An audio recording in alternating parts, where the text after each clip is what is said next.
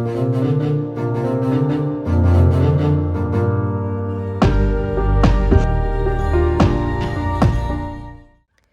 would like to put a trigger warning on today's episode. This episode discusses sensitive topics, including sexual abuse. Listener discretion is advised. Welcome to Act of Love Adoptions podcast. I am your host, Mackenzie Love, and we have Heidi behind the camera. Hola. Hello. And our guest today is Hillary. Hello. And we're so happy you're here. Thank you. Yes. And I actually had a friend reach out to me saying Hillary would be perfect for this podcast. So I'm really excited for her to be here and to share her story. So Hillary, the floor is yours. Well, a little bit about me. I live up kind of in North Ogden area. I am a mom of 4 girls. I have been married now for 22 years. We just celebrated 22 years together. He is from Utah. I am not. So we ended up staying here. But my story is a little bit different, I would say, than just a lot of people, at least within the last 10 to 15 years. It's kind of interesting that this studio is in Orem, because this is very symbolic for me, because this is where everything happened. A couple of years after high school, my sister and I moved here because she had friends going to school here. And that is when I met this guy, and I went out with him, and it didn't end well. We went on a date, and I was date raped. So I was a virgin at the time. And so that was my first experience. And because I wasn't beat up or anything like that, I didn't see it that way. Yeah. But it was very traumatic, and it was a lot of, saying no. And it was really interesting because he said a lot of hurtful things afterwards, things that kind of stay with you. Yeah. Like, I ruined you and stuff like that. Oh my gosh. Because he knew that I was a virgin. So, why am I crying already? Because that's traumatic. Anyway, that happened in Orem, so I'm so glad we're here. Yeah. No. Not really. It's kind of So it's just it's interesting. a new beginning, yes, right? It's a different way to feel about this area of Utah, definitely. So yeah. So that happened, and I didn't know, because I was young at the time, and my parents weren't here. I was from California. Yeah. And it was just me and my sister, and I bled for a week. So I thought, oh, that's probably just what happens, And then, like, a couple weeks went by, and I wasn't starting my period. And then a couple weeks more went by, and I wasn't starting my period. And so I went to the doctor, and I said, I think something's wrong. This is what happened to me. I don't know if he messed up, like my insides or something. And then, sorry. No, it's okay. Take your time. And then the doctor came in, and he actually started crying. And he said, I'm so sorry to tell you this, but you're pregnant. And so, being as young as I was like, oh no, what am I going to do? So I told my sister, and we just decided we need to go home. And my dad was out the next day. He drove all night, and he was out the next day, and he picked us up, got all of our stuff out of our apartment, and I went back home. Hillary, I'm so sorry. That's a lot. Yeah. Especially for someone who's young. And I'm guessing you were LDS too. I was at the time, yes. Yeah. Mm-hmm. And, I think I don't even know what I would do. Right. Like, I can't even imagine that situation. Yeah. And I mean, that's kind of what I was feeling. Yeah. And I wasn't sure what the protocol was, what I could and couldn't do. My parents had me talk with a bishop, the leader of the church in our area. So they said that in these types of circumstances, you do have the choice to either go with an abortion or to carry the baby full term, to keep the baby, to give them up for adoption or place. I like to say place. And it was a lot of praying and trying to figure out. I just didn't feel right about abortion. And I knew I had that option and it could just be over. Yeah. But I just didn't feel it in my gut that that was the right thing to do for that situation. And I know it is the right situation for a lot of other people. But for me at that time, I just didn't feel like it was. And my parents felt the same way. They were trying to be very open to all possibilities. And they prayed about it as well and didn't feel like that was the option. So we chose adoption. And it was difficult being home because like I said, I was still going to church at the time and all of that. And you can't wear a banner, you can't wear a sign and say, this is why, this is what happened to me. And honestly, as an adult, it doesn't matter. Yeah. It doesn't matter your reasoning. It doesn't matter how you became pregnant. But if you're in a community like a church or a small town or anything like that where people gossip, people talk, I was always very good in the church. And so it was very bizarre that I was pregnant. And unless you were really close to us, you didn't really know why. Yeah. So I had LDS social services come.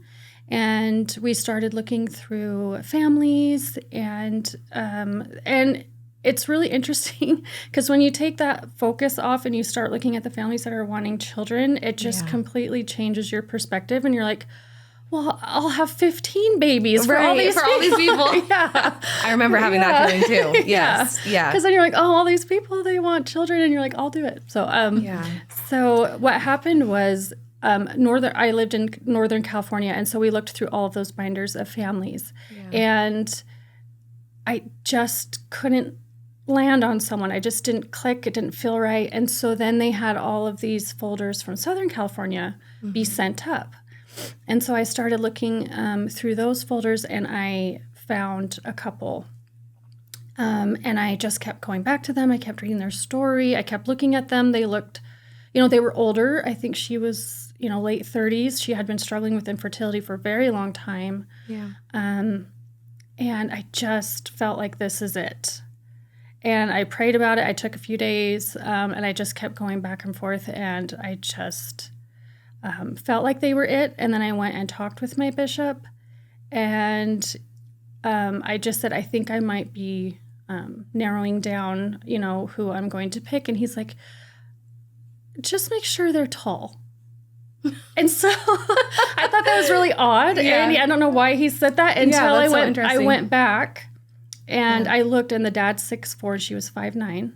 Oh, wow. And I was like, well, there it is. They were pretty tall. Yeah, they're tall. So I felt like, okay, so I'm on the right track. And and so I had a great social worker. Her name was Lori Throckmorton, and she was amazing. And she came by. That my experience is she came by. We did a lot of grief and just counseling in that way. Besides, just talking about adoption and what it's going to be like and who am I picking, that type of thing. But there was, when you are a birth mom, there's a lot of counseling that goes on with that, which I was very appreciative of because there was a lot to work through besides the fact that I had trauma because of it as well.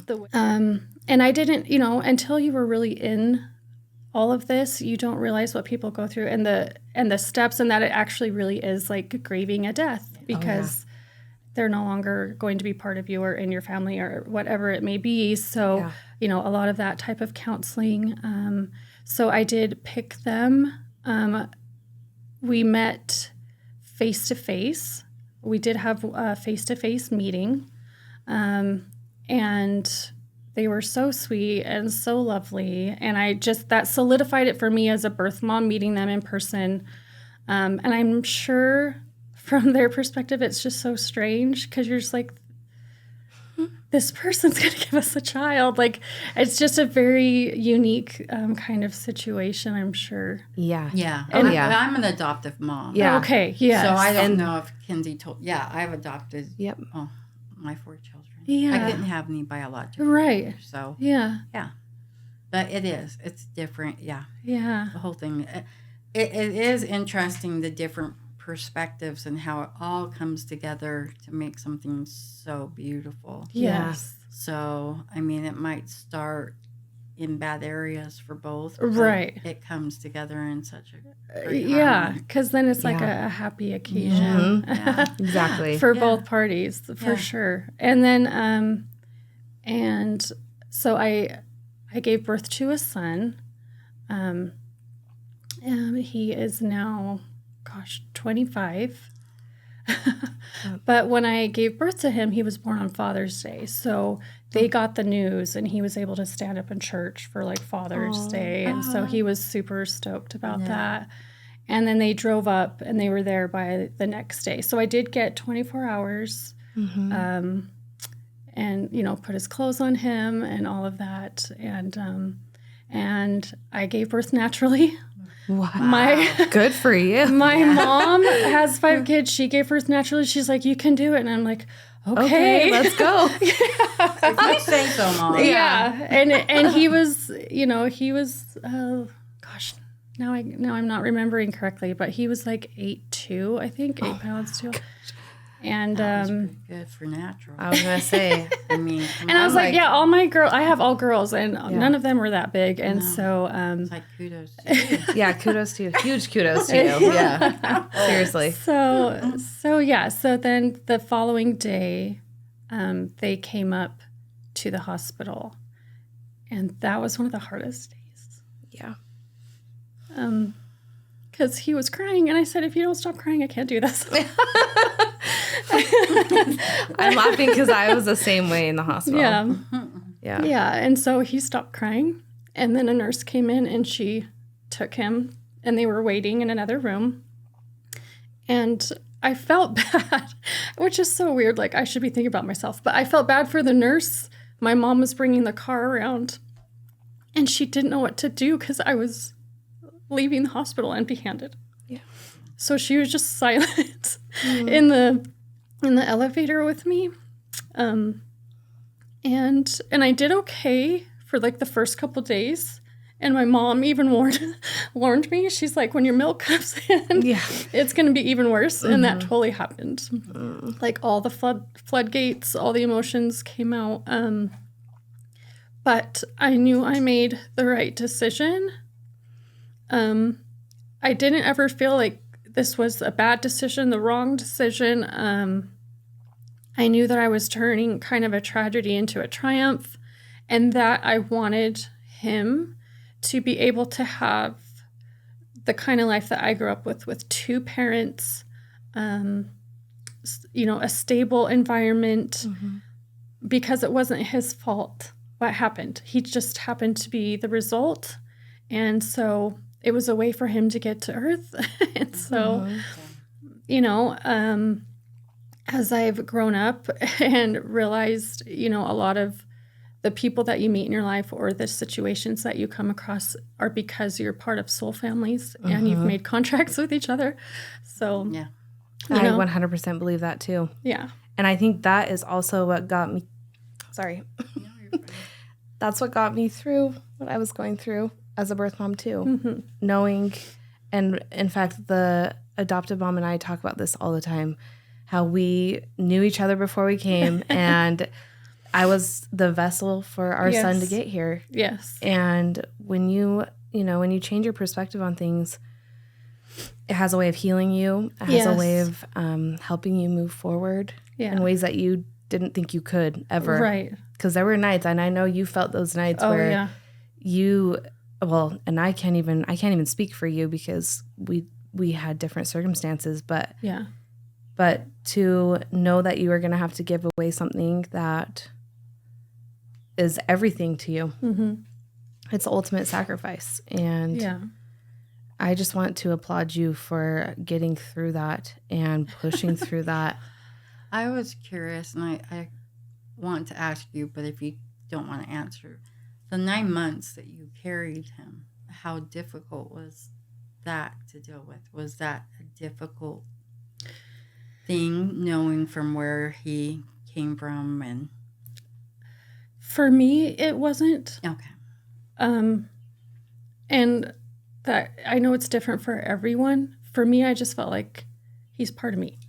Yeah. it didn't matter. But I know that could have been really hard for him. I thought about that when I was thinking about adoption, because I was thinking about what would he always have to tell people, or you know, where's your dad, or you know, how did you get here, whatever it may be, and just thinking about that. And you know, I have an older sister, and she has a few different kids, and their dads are not in the picture. And I just from experience, I was like, I know I can do it. Because, of course, I was the one who always babysat, who wanted to be a preschool teacher, who worked in nursery, who always around kids. I loved kids. And I was like, I could do this. Yeah. I could just do this. Yeah.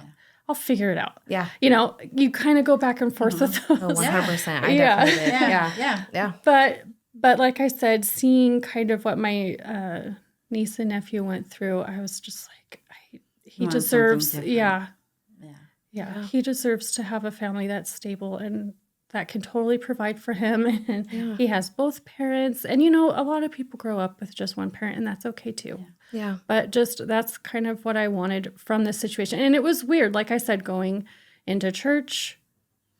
I went to school. I went to a junior college, and I looked really, I was 19, but I looked young. Yeah. When I was young, I looked really young. And so you didn't even look like you fit in college. Yeah. Let alone have like, and I was, you know, we were talking about this. I was really skinny and small back then. Yeah. And so then I had this big tummy, and, you know, even my teachers were always like, are you doing okay? Because they were probably like, this poor 15-year-old. Yeah. but yeah. So I was fortunate that I moved back home. My parents were there. I had friends still in the town that I grew up in. I had family, and so I felt supported. Yeah. I did. And I know that that's very fortunate, because I know sometimes that is not the case at all. Yeah. So in that way, I felt very supported, and I just learned to not care about what people would say. The whispers. And, because like I was saying, at the end of the day, it doesn't matter. It doesn't. It doesn't matter if... It doesn't matter what they think. Yeah. It truly doesn't matter how it happened or why. So, and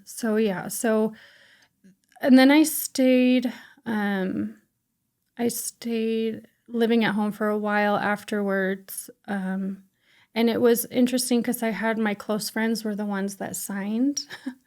As witnesses? Yes, witnesses. Oh, okay. Yeah. And they lived back there. But you know, the right people were there at the right time, and they were able to sign for me and that type of thing. So,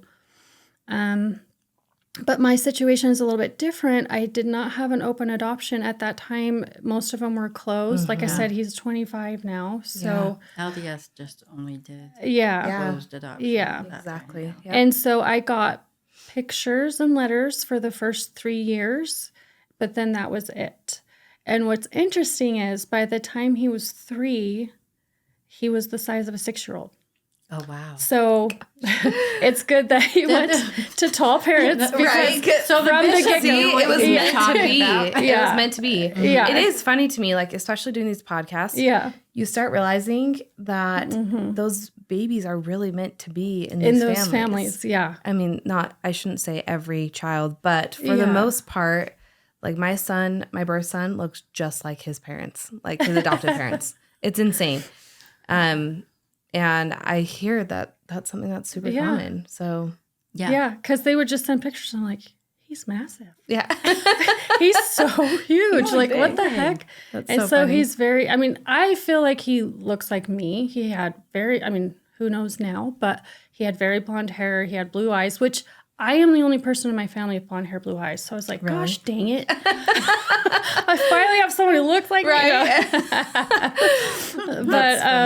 But he was just like growing leaps and bounds. So, I mean, I kind of feel like I know what he looked like when he was 6. He was only 3, but he's a big boy, and he was just tall, and they said like he's super social and, you know, just great, just a great little kid. And so I was like, oh, that's wonderful. You know, and so, so when I realized that he was super tall, I was like, okay, good. He went into the right family. I love that. Yeah. I just got all the recessive genes. Like my siblings all have brown hair, brown eyes, olive skin tone. They can get really brown in the summer, and I'm very jealous. But then I ended up having my kids, and they all have blue eyes and like because dirty blonde hair. What's your heritage? So my mom's side is Irish and English, and my dad's side is Indian. And English. Okay. So the Indian really came out in your siblings, and you got more of the Irish and English. Yeah. Yep. Basically. Yes. Right. And I mean, if you saw my mom, a lot of people say I look like my mom, but she actually has green eyes. Yeah. And so I'm right smack in the middle. I have 2 older, 2 younger. Yeah. So I just appeared from the heavens, I guess. There you go. The heavens parted. Here you go. But now I'm surrounded by not little, they're old now too. My girls, they all have blonde hair and blue eyes. So they look like you. Mm-hmm. Yeah, or their dad. Their dad has very strong DNA. Does he? Yeah. He has light eyes though. So there you go. So what's his heritage then? He's not ever sure. Oh, I think probably English, possibly like he doesn't know Finnish or something, because they have like the really light blue eyes. Mm-hmm. But yeah, so yeah, and it's interesting because I ended up having 4 girls, and I thought for sure I would have a boy to like make up for the one that I had to place. In my mind as a young mom, that's what I was thinking. And so then we had a girl, and then we had another girl, and then we had another girl. And I'm like, okay, what's going on? And then we had a surprise pregnancy, my 4th. And I thought, there it is. There's that boy. It was another girl. So I was really mad at God for a long time. Well, it would be your husband's fault. I know. And honestly, and I didn't really know that. I'm just thinking like, well, or maybe heck? God was just blessing you. Yes. I have 4 boys. And my boys are older. Or 3 boys. They get worse as they get older. Oh, yeah. My youngest is 23. Yeah. And let me tell you, those boys give me a run for my money. Still to this day. Yeah. So the girls, I keep forever. The boys, please move out. Yeah. Go do your thing. And I mean, obviously, once they're born, you don't care. But right, exactly. But it was just it was just an interesting because, and then as I also healed a lot of things, it wasn't like mine was taken away. It really was. I really do feel like you are just a vessel. You made a contract with each other, and you said, sure, I'll be around if because I know you're going to have that challenge in your life. I'll be that person for you. Yeah. You know, and so not thinking of it like I didn't get my boy or something like that, because I wouldn't trade my girls for anything. You know, I feel like their dad needed the girls for sure, because he's such a girl dad. He loves having girls. It. He loves it. So I'm like, okay, fine. I guess I'll just give everyone what they want. Yeah.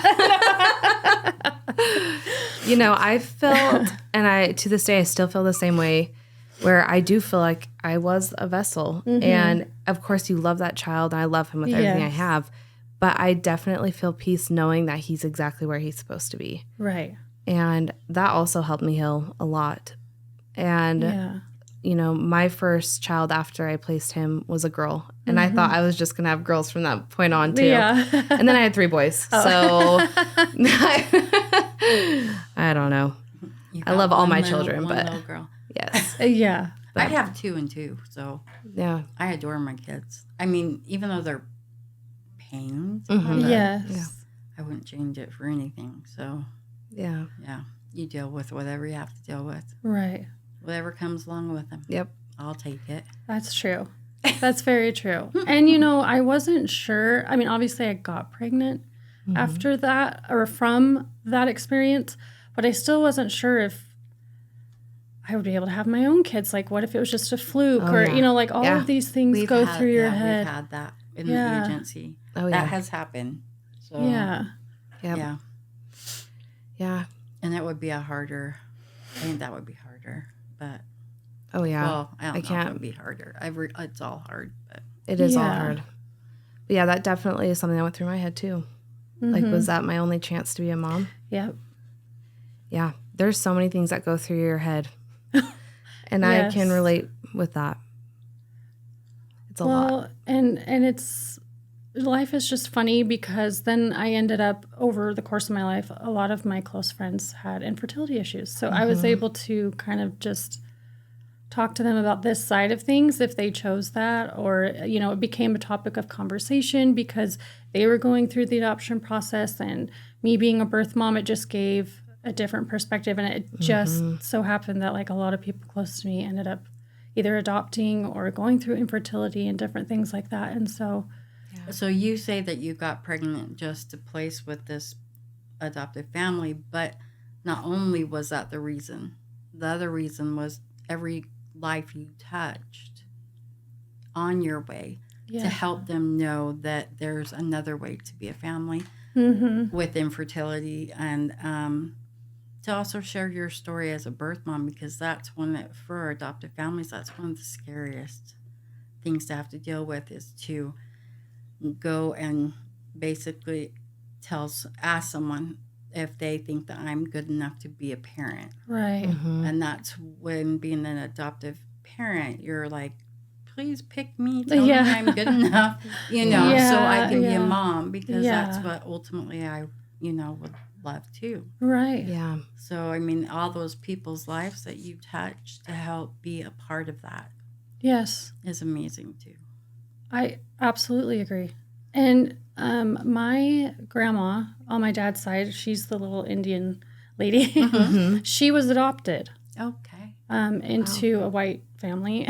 Yeah. And she had a horrible experience being adopted. Yeah. And so I feel like things are just generationally cyclical. And either you break those traumas or you keep them going. Yes. And I feel like that broke that negative, DNA of being adopted. I love that. Yes. Well, because it became a different situation of love, and it was okay. Yeah. You broke that tie or that thing that just kept being generational. passed. Yeah. Wow, amazing. I've never heard that before. I love that. I totally agree with that. Well, because I totally agree that because we're all linked, past and future, right? Yeah. So if someone can't get over something, it's in our DNA when we're born. And so, what you said is right on the nose. I mean, now from that point on, it doesn't have to be passed down to any more generations, because you help break that. Yeah. So I'm a strong, firm believer in that too. So Yeah. So one more brownie point for you. Yeah, right? I've learned over the last 25 years. No, that's so interesting. Yeah, because I mean, we could talk about this kind of stuff all day. Oh yeah, we do. We're all about that, because it's, literally just having insecurities or having lack mindset with finances, having alcoholism or anything that is in your line that's just like, oh, that's just what we do, or that's how it's always been. That's how I grew up. Those things can be healed and then released, and then it changes the generations like before you too. So yes, it helps break that chain for those in the past, so they can move on, and deal with their own baggage. Yeah, instead of someone else's. Yeah, right. Because that's ultimately what it is. Is like, is this my baggage or someone else's baggage? Who am I trying to deal with? And if the more you can get rid of, the better off you are. Absolutely. So you can actually come to terms with your own. Yeah. Yes. And dealing with whatever you need to deal with personally. Right. Yeah. But Thank you for sharing that with us. Yeah. Because we talk about that all the time, but I've never put it in that light before. You know what I mean? No, and I love that you did. Yeah. Yes. No, I appreciate that. Yeah, because I totally believe in that. Yeah. Well, and because of my experience, even before that, as a child, there was molestation, there was different things like that. So that's why it took me a minute to realize what had happened, because I had already developed the freeze technique to keep myself safe. Yes. And that was something that the counselors talked about during those 9 months, because I was like, well, I didn't fight. I didn't, like punch his lights out or something, and it's because I had been conditioned since a child of other things happening to just freeze to save myself. Yeah. And that bleeds into your life of feeling unworthy, of, all of those things. Go into self-worth. That's a whole nother program, right? Yeah. I'll come back for a self-worth podcast episode. No, seriously. Because seriously, that has been something that I have had to take a long time to heal. And I'm on the other side of it now. But even speaking about this type of stuff is like... It's very difficult. It's hard for me to even say no to people, before. And so all of that is just catapulted by the events in our life and being able to kind of look at it with a different perspective now and to heal that and to release it so that you do feel comfortable. You do have self-worth. You weren't, these things didn't happen to you because you didn't do A, B, or C, those types of things, or self-sabotage because we think we're not worthy of love or the things that, that Which we need. comes from abuse. I mean, initially that whole thing, just pulled you all the way over there. So, Right. Yeah, you believe that. And two, you kind of start to believe that you deserve that behavior, which is completely wrong too. Yeah. When you're going through it, oh, this is normal. Yeah. Or, this or that. But, I mean, I think there's a lot of us that have dealt with the sexual abuse when you're young. And I think that causes a huge self-worth issue initially anywy. So, and putting others' needs before your own and people pleasing and all of that. Oh, yeah. So we can do a whole podcast on that. No, they won't like me. Yes. That kind of thing. And I'm like, okay, no, I guess now the older you get, the more you're like, I don't care if you don't like me. That's right. Yeah. You know what I mean? It's like, that's right. But coming to learn that is a very difficult and hard thing to do. So Yeah. that you were able to make it on the other side is amazing too. Because some people don't. Yeah. And you've had a lot. I know. I think about that sometimes because I've had family members who have dealt with, drugs and different things as well. And I was like, I could have gone down that road because I've been like, I'm not going to feel any of this. Yeah. Right. You know what I mean? I know. But that's why they do that. So they don't have to feel it. Yeah. Because the feeling is the hardest part of it. That's right. But if you don't feel it, you can't get past it. That's right. What is it that we say? You feel it. Yeah. You deal with it, and you heal. Mm-hmm. Feel, heal, deal. Yeah, feel, deal, heal, heal, deal, heal. All the above. Saying it. No, it's right. You have to release it, or it'll just destroy you. It destroys your body, which it does. I've had that happen to me. It's a physical, mental, emotional. Absolutely. Yeah, my body's just got to the point where it started shutting down in every area. And it's just like, okay, girl, you got to deal with your baggage because we're done carrying it. Yeah. My body just started to shut down. And then you start going, okay, then I better figure this out. So, Yeah. Absolutely. Which I've been on that track for a while, but it's a very difficult road to go down. And then if you have children and married, it's harder, I think, going through all of that. It is. And at the same time. Yeah. Well, and I think it brings a lot to light that you thought you had either healed with or don't remember going through, and all of a sudden, I mean, that's how it was for me because I've been in a very similar situation as you, and I did the same thing, and I walked away thinking, oh, that was my fault. I went over at that time. Yeah. I to this day, I'm still not sure if I was drugged or not because I remember waking up and I drove myself home, but I just remember crying the whole way home, being like, "What just happened?" You know what I mean? Then And then be drugged then. Well, and that's the thing is like we don't need to talk about me, but yes, it's hard. It's hard to feel self-worth. It's hard to, in your mind, you're like stuck at that age emotionally because if if you don't work through that, you're stunted and you stay there. Yes. And it took a lot for me. I mean, I dare to say even these last 5 years where we are in a happy marriage, we finally have a house, we have our 4 kids, and now all of a sudden all this stuff is coming to light. Even doing this podcast, all this stuff is coming to light, and I'm like, oh wow, I thought I healed and I thought I dealt with that, and then it just something will trigger it and it'll come up, and it's something that I have to give myself some grace. Step of healing, don't you think? Yeah. I think it's probably progress, right? We can it's only not linear handle either. so much at a time. So there's, like with my abuse, there's some I remember, but then I have trigger points where it'll just flood back in a memory and it'll throw me off. And I'm like, well, what the heck? Yeah. I thought I was finished. Okay, let's work through this. So, and I think that you're right. I think that it's a constant. I don't know if we're ever completely done. No. Yeah. I think it's a progression, and we just keep. And like I said, it's not getting linear. better. No, it's all over the place. That's grief, and it's important to heal that part of you, just like what you said, for the generational trauma and my kids. I don't want my kids to not have that self-worth. I think I probably overcompensate because I'm like, no, I want you to feel loved. Yeah. Like, you are loved. You are special. Nah, I'm going to smother you. And now they're going to be like, oh, I don't want anyone to love me because that was too much. So life is a journey, man. It just keeps going. So, well, and I think even just part of it is just responding differently. Yeah. Because I was thinking about all of this the other day, and I was like, gosh, I still get so emotional. Like, is there stuff I still need to heal? At the end of the day, it's just an emotional subject. It's a very poignant time of life. I'm always going to be emotional if I speak about it. Yeah. And instead of internalizing or making negative self-talk or whatever, it's just like, wow, okay, I'm going to move on from this. I'm going to, I'm okay. I'm safe. I'm worthy, all the things that you need to say.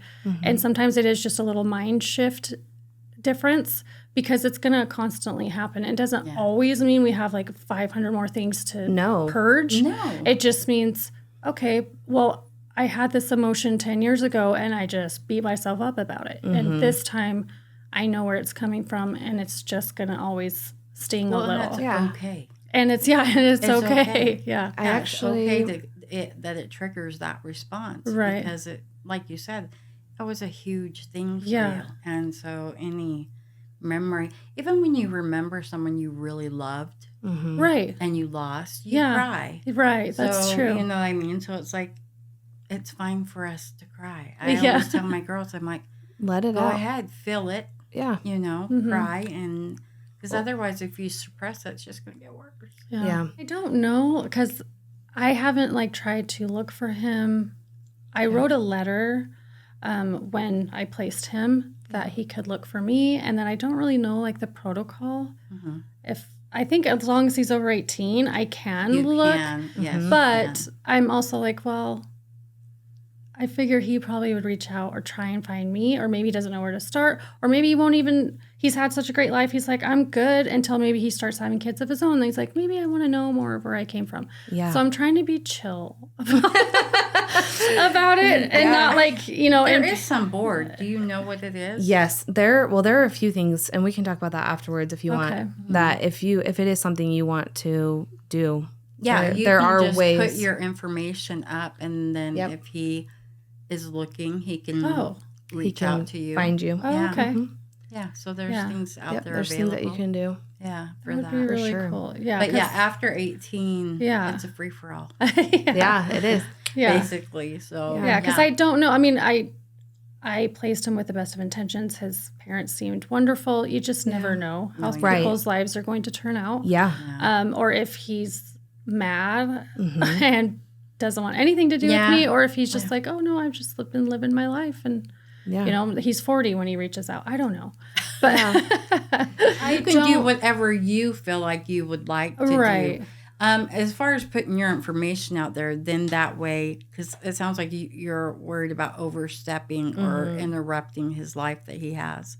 So I think that if you put your name and you have it out there and you can leave it up to whoever you believe is your higher power. Yeah. And just pray that if it's supposed to come around, he'll come around. Yeah. You know, that you do whatever you can do in order to make it available for him if he's willing or wanting. That's true. Yeah. And go from there. But you can always search a lot more. There's a lot more that you can. With social media, I think it's huge too. Well, but back then they don't, like, I don't know No. his last name or anything. Oh yeah, I know forget the they name. don't tell you any information. I know the name that they named him first and middle, but I don't know the last name of the family or anything like that. So And that they makes were it a little from more, Southern California? Yeah, I don't know where. Okay. It's just in the In that general area. vicinity. Yeah. So you would just put where he was born, because you do know that. Yes. The hospital, the Right. date, the time, that kind of stuff. Yeah. So then if he did go searching for you, he could find you during, with that kind of information. Well, and it's hard too because they don't have your information. So even if he is trying to reach out, he's probably just can't That's find true, you. too. Yes. You know what I mean? So Because they're not, because with my brother, he was adopted through LDS, and they don't give you any information. Yeah. No. No. You could have a first name, but no last name or anything. Yeah. And it's just generic background information. I mean, like height, weight of the birth parents, and that's about the gist of it. Yeah. You don't really get a whole heck of a lot. It's nothing like now. Mm-mm. So, but yeah, he could be looking, but you wouldn't know either because he's not going to have a lot to go off of either. That's Yep, true. exactly. That's very So- true.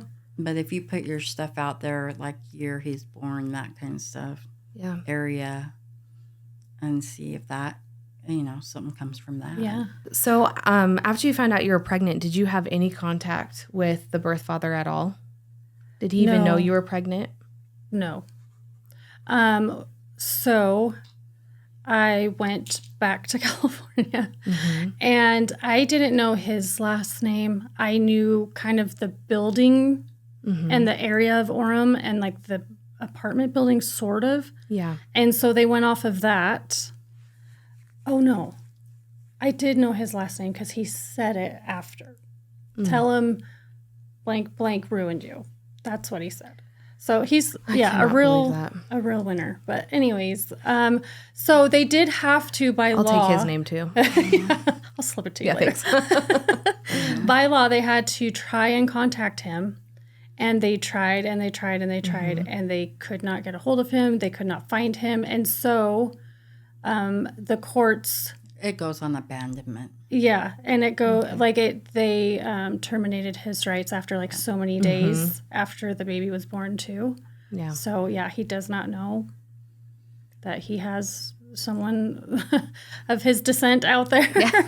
Well, it sounds like he could have a few if Yeah, he's sounds like 'cause that. still out there. He made the way he was talking, it sounds like he's done it to quite a few girls, which made me really sad, actually, for the other girls too.